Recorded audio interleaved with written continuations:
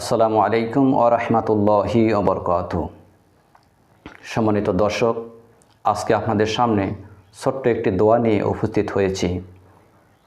রাসূল সাল্লাল্লাহু আলাইহি ওয়াসাল্লাম বলেছেন, যখন কোনো ব্যক্তি ছোট্ট এই দোয়াটি ঘর থেকে বাহির হওয়ার সময় একবার আমল করে নেয়, রাসূল সাল্লাল্লাহু আলাইহি ওয়াসাল্লাম বলেন, আল্লাহ তাআলা সঙ্গে সঙ্গে তাহাকে 4টি পুরস্কারে পুরস্কৃত করে দেয়।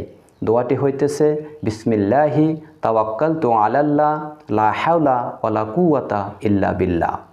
এই দোয়াটি একবার পড়ার সঙ্গে সঙ্গে আল্লাহ রাব্বুল আলামিন আপনাকে 4টি পুরস্কারে পুরস্কৃত করে দেন। 1 নম্বরের হইতেছে, সমস্ত বিপদ আপদের হাত থেকে আপনাকে আল্লাহ রক্ষা করিয়ে দিবেন। আপনি যখন ঘর থেকে বাহির হবেন, আল্লাহ তাআলার উপরে তাওয়াক্কালতু করবেন, আল্লাহ তাআলার উপরে ভরসা করবেন, আল্লাহ তাআলা আপনাকে রাস্তাঘাটের বালা মুসিবতের হাত থেকে আল্লাহ তাআলা বাঁচিয়ে দিবেন। রাস্তাঘাটের অ্যাক্সিডেন্টের হাত থেকে আল্লাহ তাআলা আপনাকে বাঁচিয়ে দিবেন। 2 নম্বরের হইতেছে, শয়তান আমাদের প্রকাশ্যের শত্রু, তিনি আমাদের সাথে সবসময় ক্ষতি করার জন্য আমাদের পেছনে থাকে। এই শয়তান যেন আমাদের ক্ষতি না করতে পারে, আল্লাহ তাআলা এই পুরস্কার আমাদেরকে দিয়ে থাকেন। 3 নম্বরের হইতেছে, সঠিক পথ আমাদেরকে আল্লাহ তাআলা দান করেন।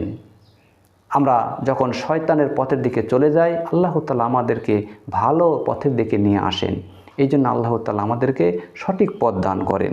3 নম্বরের হইতেছে, আল্লাহ তাআলা আমাদের সাথে সবসময় থাকেন। কেন? এই দোয়া পড়ার বরকতে আল্লাহ রাব্বুল আলামিন সবসময় আমাদের সাথে থাকেন, আমাদেরকে ভালো রাস্তা দেখিয়ে থাকেন, আমাদেরকে মন্দ কাজের হাত থেকে বাঁচিয়ে থাকেন, আমাদেরকে ভালো কাজের দিকে আল্লাহ তাআলা নিয়োজিত করেন। কেন? এই দোয়া পড়ার বরকতে। এই জন্য আমরা যখন ঘর থেকে বাহির হব, তখন অবশ্যই আমরা এই ছোট্ট দোয়াখানি পড়ে নিব।